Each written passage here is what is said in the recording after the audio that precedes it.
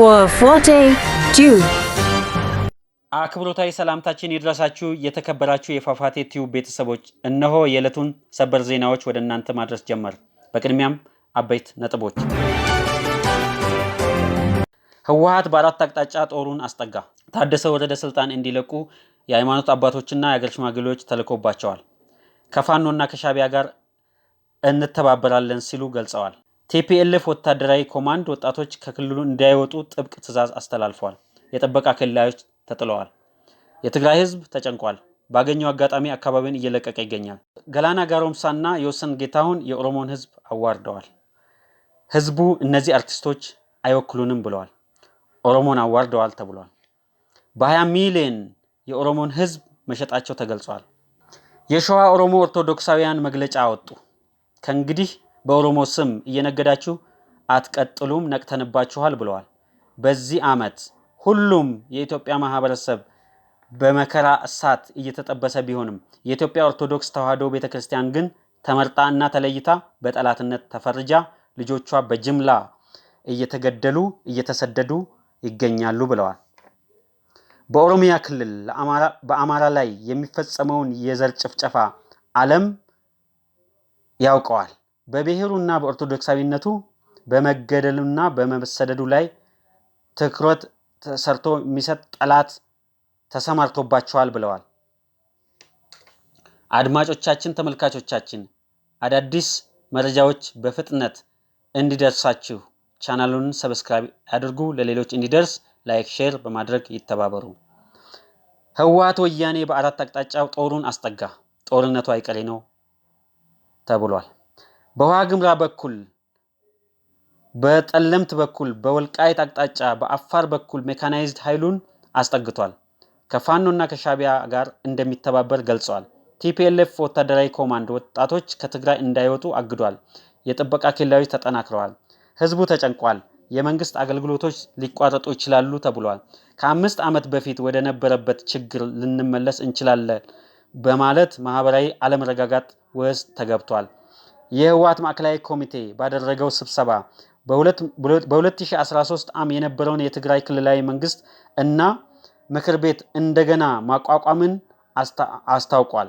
ይህ እርምጃ ጦርነቱ ያቆመውን የፕሪቶሪያ ስምምነት በመቃወምና ከፌደራል መንግስት ጋር አዲስ ግጭት ውስጥ ለመግባት ዝግጁ ነው ተብሎ ይፈራል። የህወሓት መግለጫ ዋና ዋና ነጥቦች፣ አንደኛ፣ የቀድሞ አስተዳደር መመለስ። ፓርቲው በሰላም ስም ታግዶ የነበረውን የትግራይ ክልላዊ መንግስት ምክር ቤት እንደሚያስከብር አስታውቋል። ሁለተኛ፣ የፌደራል መንግስት የፕሪቶሪያ ስምምነት ጥሷል ብሎ ከሷል። ህወሓት የፌደራል መንግስት በ2022 የሰላም ስምምነት እየጣሰ ነው ሲል ክሱን ያቀርባል። በክሶቹ መሰረት መንግስት በትግራይ ውስጥ የትጥቅ ግጭት እየፈጠረ ነው፣ የክልሉን መንግስት ሰራተኞች ደሞዝ ከልክሏል፣ ጊዜያዊ አስተዳደሩን ያለ የጋራ ምክክር በተናጠል ውሳኔ ብቻ እንዲራዘም አድርጓል፣ መንግስት ደም አፋሳሽ ጦርነት ለመጀመር ቸኩሏል በማለት ከሷል። ይህ በእንዲህ እንዳለ የቀድሞ የትግራይ ክልል ጊዜያዊ አስተዳደር ፕሬዝዳንት የነበሩት የአሁኑ የጠቅላይ ሚኒስትሩ የምስራቅ አፍሪካ ጉዳዮች አማካሪ አቶ ጌታቸው ረዳ የህወሓት መግለጫ የፕሪቶሪያ ስምምነት ከጦርነት በኋላ የተፈጠረውን መዋቅር በግልጽ ውድቅ ማድረግ ነው ሲሉ ተችተዋል። ዓለም አቀፍ ማህበረሰብ አዲስ አደጋ ለመከላከል ጣልቃ እንዲገባ ጥሪ አቅርበዋል። ይሁን እንጂ አሁን ባለው ተጨባጭ ሁኔታ ህወሓት በይፋ በአራት አቅጣጫ ከፍተኛ ቁጥር ያለው እስከ አፍንጫው የታጠቀ ኃይል አስጠግቷል። ሰሞኑን በአላማጣ ከተማ ከፍተኛ ቁጥር ያለው ኃይል ማስጠጋቱ መግለጻችን እንደተጠበቀ ሆኖ አሁን ደግሞ በሶስት ተጨማሪ አቅጣጫዎች ወደ አማራ ክልል ወልቃይት አቅጣጫ፣ ዋግምራ ድንበር፣ በአፋር በኩል የመጨረሻ ተጋድሎ ነው ያለውን የአጥፍቶ መጥፋት ዘመቻ ለመጀመር ጦር ማስጠጋቱ ከታማኝ ምንጮች ያገኘነው መረጃ ያረጋግጣል። እንደ ቲፒኤልኤፍ ዘገባ ከአማራ ከኤርትራና ከአፋር ኃይሎች ጋር በማንኛውም መንገድ ተባብረን ለመስራት ዝግጁ መሆኑን በስብሰባው መግለጫ አስረድቷል።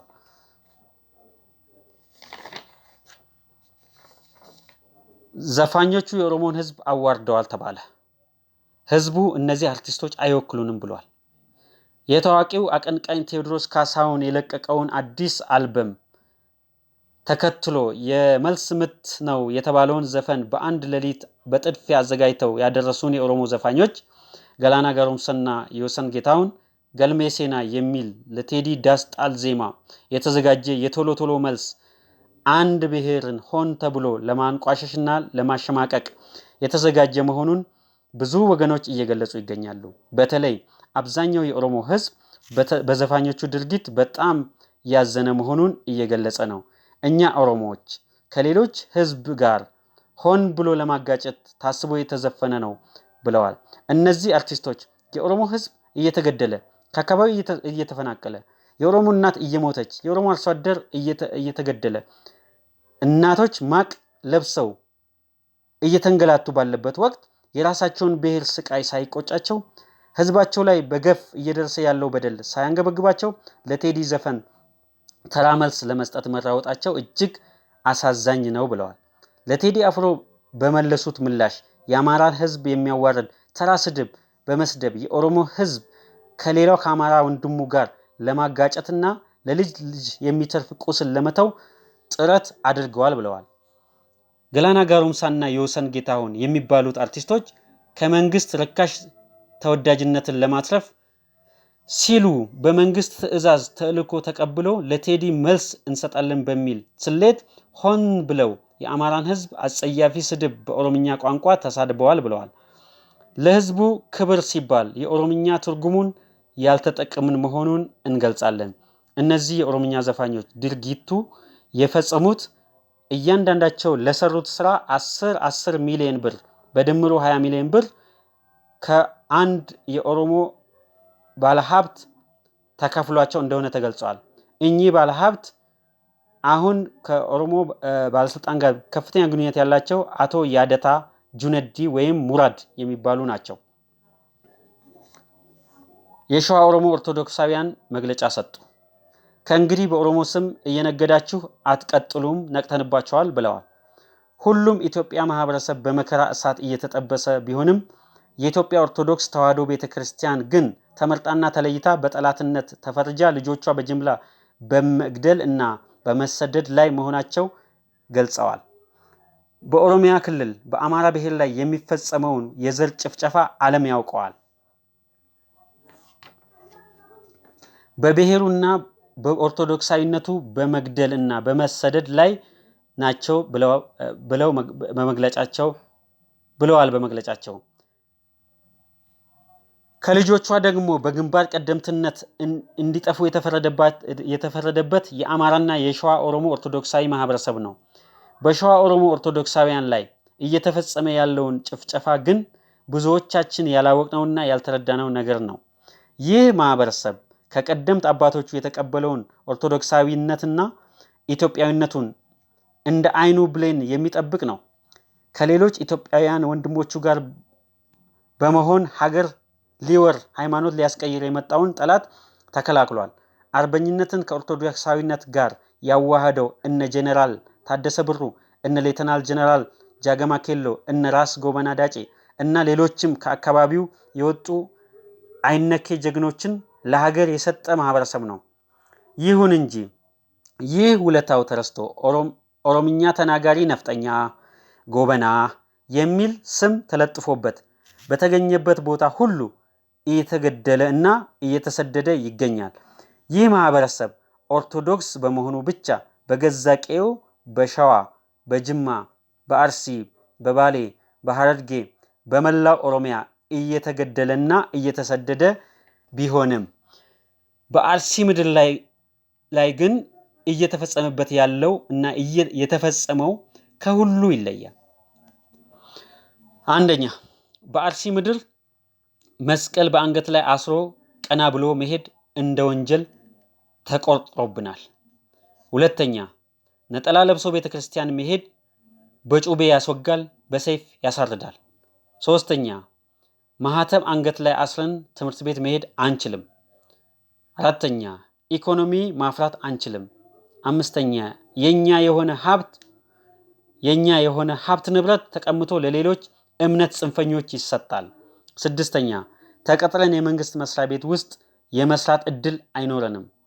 እነዚህንና እነዚህ ላይ ያልጠቀስናቸውን መከራዎች ተቋቁመን ብንኖርም ግንባር ቀደም ጥቃትና ጅምላ ስደት እጣ ፈንታችን ሆኗል።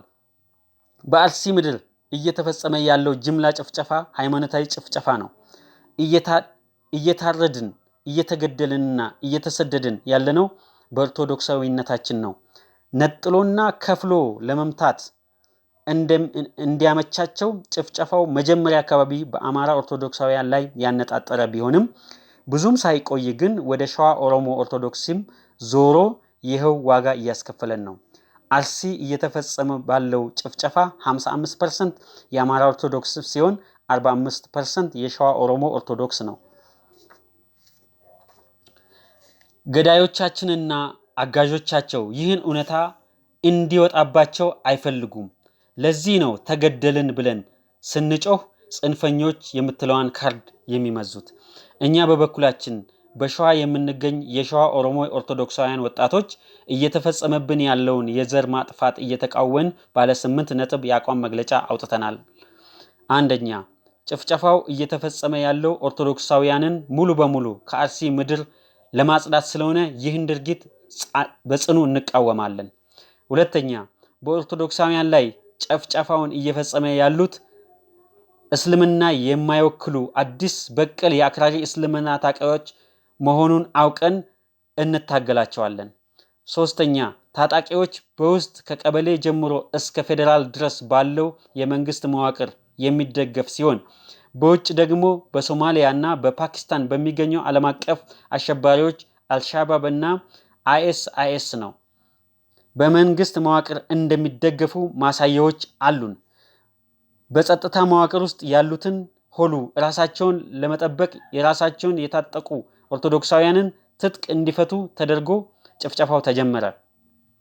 ኦርቶዶክሳውያኑ የድረስሉን ጥሪ ቢያሰሙም አይደረስላቸውም፣ አይታደጓቸውም። የጸጥታ አካላቶች አልታዘዝንም ይላሉ። ጥቃቱ ተደጋጋሚና ተመሳሳይ ነው። መረጃ እንዳይወጣ ይታገዳል።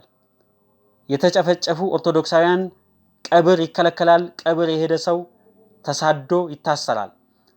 ጭፍጨፋው አልተፈጸመም ብለው ይክዳሉ። ሐሰተኛ ዜና ይሰራጫል። መከላከያ ያልታጠቃቸውን መሳሪያዎች አክራሪ ዋሃቢያዎች እንዲታጠቁ ተደርጓል።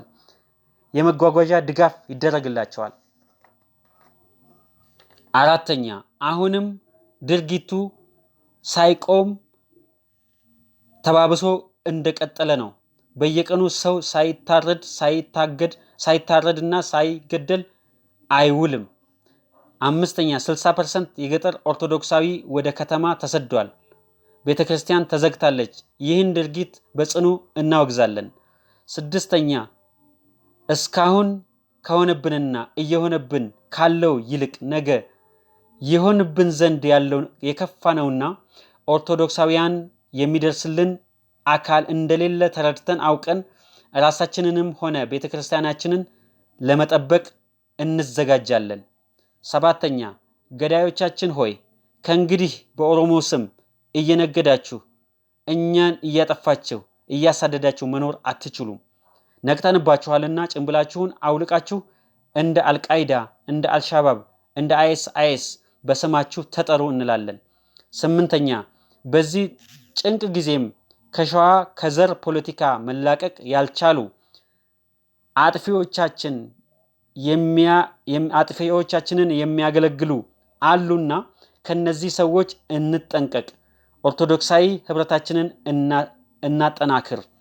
ወስብሐት ለእግዚአብሔር። የሸዋ ኦሮሞ ኦርቶዶክሳውያን ወጣቶች በአርሲ። አድማጮቻችን፣ ተመልካቾቻችን አዳዲስ መረጃዎች በፍጥነት እንዲደርሳችሁ ቻናሉን ሰብስክራይብ በማድረግ የደውል ምልክቷን ይጫኑ። ላይክ፣ ሼር በማድረግ ይተባበሩን። ሰላማችሁ ይብዛ። እናመሰግናለን።